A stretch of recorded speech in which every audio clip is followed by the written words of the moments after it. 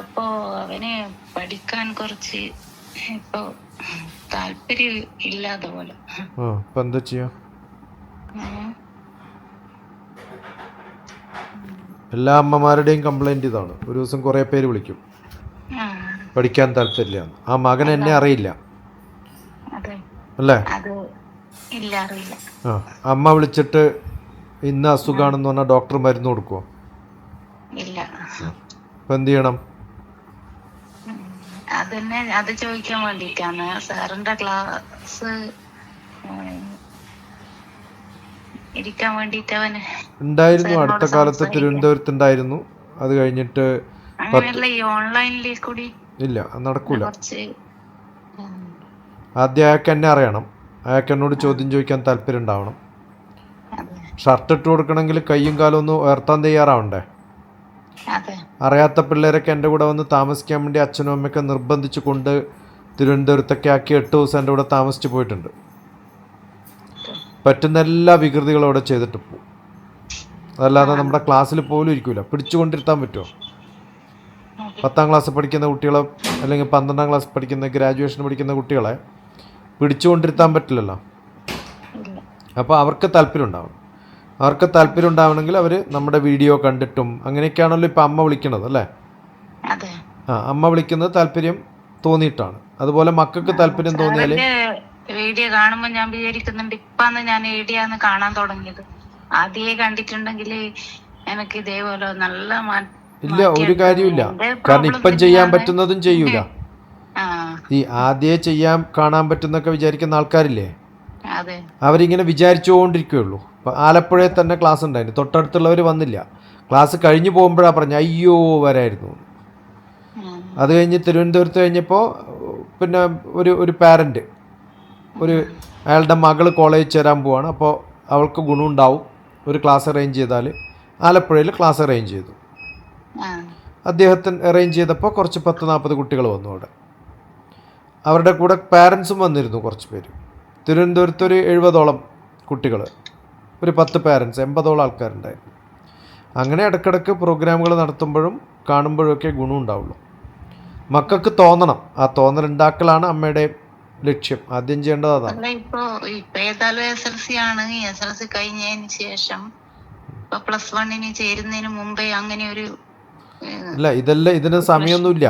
കാരണം എന്ന് വെച്ചാൽ നിങ്ങളെ വിചാരം SLC കഴിയുമ്പോൾ എന്ന് പറയാൻ കാരണം ക്ലാസ് മിസ്സാവേണ്ട വെച്ചിട്ടല്ലേ. എല്ലാ ദിവസവും ക്ലാസ് പോയിരുന്ന് പഠിക്കാത്ത പിള്ളേർ പിന്നെ ക്ലാസ് പോയിരുന്നിട്ട് എന്താ ഗുണം? ഇപ്പോൾ പലരുടെയും ധാരണ ക്ലാസ് മിസ്സാവും, അതുകൊണ്ട് ചെയ്യാൻ പാടില്ല. 4 ദിവസം പനി പിടിച്ചാൽ കൊണ്ടുപോവില്ലേ ക്ലാസ് പോവാ? ഇല്ല. അപ്പോൾ പനീനേക്കാളും അല്ല, ഇതെല്ലാം ഇപ്പം എൻ്റെ പിന്നെ തിരുവനന്തപുരത്തുള്ള ക്യാമ്പ് അറ്റൻഡ് ചെയ്യാൻ ദുബായിൽ നിന്ന്, അലൈനിൽ നിന്ന്, ബോംബെയിൽ നിന്ന്, ഡൽഹിയിൽ നിന്ന്, ബാംഗ്ലൂരിൽ നിന്ന്, ഹൈദരാബാദിൽ നിന്ന്, ചെന്നൈയിൽ നിന്ന്, തമിഴ്നാട്, കന്യാകുമാരിയിൽ നിന്ന്, കേരളം കാസർഗോഡ് മുതൽ കണ്ണൂർ വരെ വന്നിട്ടുണ്ട്. അപ്പോൾ ആവശ്യങ്ങളനുസരിച്ചിട്ടാണ്, മനുഷ്യൻ്റെ ആഗ്രഹങ്ങളനുസരിച്ചിട്ടാണ്. പിന്നെ അതിനുള്ള ഇതും വേണം, ഒരുക്കുകൂട്ടലും വേണം. ഓക്കെ. മക്കൾക്ക് അസുഖമാണ് അല്ലെങ്കിൽ പനി വരുമ്പോൾ, കാല് പൊട്ടുമ്പോൾ, അതിനേക്കാളും വലിയ അസുഖമാണ് ഈ പഠിക്കാൻ പറ്റുന്നില്ല എന്നുള്ളത്. കാല് പൊട്ടിയാൽ കുറച്ച് ദിവസം കൊണ്ട് മാറും, പനിയായ 7 ദിവസം കൊണ്ട് മാറും. പഠിക്കാൻ അവൻ ഇൻട്രസ്റ്റ് ഉണ്ടെങ്കിൽ അവൻ പഠിക്കും. അങ്ങനെ അതെ, ഇപ്പം എല്ലാവരും അങ്ങനെയാണ്. ഇൻട്രസ്റ്റ് ഉണ്ടാക്കിയെടുക്കലാണ്, കണ്ടിന്യൂസ് ആയിട്ട് ഇൻട്രസ്റ്റ് ഉണ്ടാക്കിയെടുക്കലാണ്. അപ്പോൾ അസുഖം ഉണ്ടാവില്ല, ഒന്നും ഉണ്ടാവില്ല. അവനായിട്ട് തന്നെ എന്തിനാ പഠിക്കുന്നത് അങ്ങനെ ഒരു ശരിയാണ്, പലർക്കും തോന്നുന്നുണ്ട്. അത് ജീവിക്കുന്ന പലർക്കും തോന്നില്ല എന്തിനാ ഇങ്ങനെ ജീവിക്കുന്നത്. നമ്മളിങ്ങനെ കാണുമ്പോ പറഞ്ഞു പോകുമല്ലോ പഠിക്കുക. അപ്പൊ ഭയങ്കര ദേഷ്യം വരുന്നത്. അതുണ്ടാവും, വാശി അതുണ്ടാവും. കഴിക്കുന്ന ഭക്ഷണവും ജീവിക്കുന്ന ചുറ്റുപാടും അച്ഛൻ്റെ അമ്മയുടെയും സ്വഭാവവും എല്ലാം, പിന്നെ കൂട്ടുകാരുടെ കൂട്ടുകെട്ടും എല്ലാം കൂടിയല്ലേ അവരെ നിർണ്ണയിക്കുന്നത്.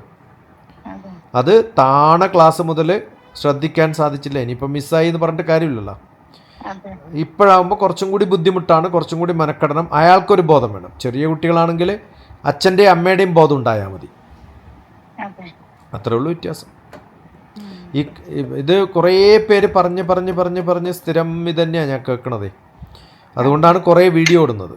ആ വീഡിയോ കണ്ടാൽ അതിനകത്തൊരു കമൻ്റ് ഇടുക, എന്നിട്ട് കാണണമെന്ന ആഗ്രഹത്തിൽ വാട്സപ്പ് മെസ്സേജ്. ഒരു 3-4 വർഷം മുമ്പ് ഇങ്ങനെ പിന്നെ ഇതിലെ കൗൺസിലിങ്ങിനൊക്കെ പോയി. അപ്പൊ ലേണിംഗ് ഡിസബിലിറ്റി ഉണ്ട് എന്ന് പറഞ്ഞവര് ഇതെല്ലാം ഡോക്ടർമാർ അങ്ങനെയാ പറയാ. കാരണം അവർ ഈ സൈക്കോളജി പഠിക്കുന്നവരൊക്കെ സൈക്കോളജിസ്റ്റ് ആയതും കൗൺസിലിംഗ് ചെയ്യുന്നതും കാരണം എന്ന് വെച്ചാൽ മാത്സും ഫിസിക്സും പഠിക്കാൻ പറ്റാത്തതുകൊണ്ടാണ്. അതെ അവർക്ക് സോഷ്യൽ സയൻസ് പഠിക്കാൻ മാത്രം പഠിക്കുന്നതുകൊണ്ട് അവർ കൗൺസിലിംഗ് എക്സ്പേർട്ടായത്. ആ അപ്പോൾ ഈ അപ്പൊ പറ്റാത്ത ഒരാളോട് പോയി പറഞ്ഞാൽ എന്താ പറയാ, അവര് വലിയ ബുദ്ധിമുട്ടാന്ന് പറയും. അവരവിടുന്ന് ടെസ്റ്റ് നടത്തി, മാത്സിലൊക്കെ ടെസ്റ്റ് നടത്തി. അവൻ 7th സ്റ്റാൻഡേർഡിൽ ഉണ്ടാവും. അതൊന്നും കാര്യമില്ല. ഏത് മാത്സ് പഠിക്കാൻ പറ്റാത്ത, കെമിസ്ട്രി ഫിസിക്സ് എന്ത് വിഷയം പഠിക്കാൻ പറ്റാത്ത ആളെയും അത് പഠിപ്പിക്കുന്നതാണ് എൻ്റെ പണി.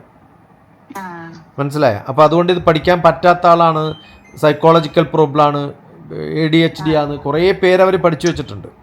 അതിങ്ങനെ സാറിന്റെ കൂടെ നിന്ന് പഠിപ്പിക്കുകയാണോ ചെയ്യുക? അല്ല, ഇത് ക്യാമ്പുകളാണ് സാധാരണ നടത്തും. അത് ആരെങ്കിലും ക്യാമ്പ് നടത്തും, അല്ലെങ്കിൽ ചില സ്കൂളുകൾ നടത്തും. അങ്ങനെ നടത്തിയാൽ കാണാം നിങ്ങൾക്ക്. ആ കുട്ടിക്ക് ഗോവയിൽ ഞാൻ നടത്തിയത്, അല്ലെങ്കിൽ ബോംബെയിൽ നടത്തിയത്, പിന്നെ പോണ്ടിച്ചേരി നടത്തിയത് ഒക്കെ കാണാം.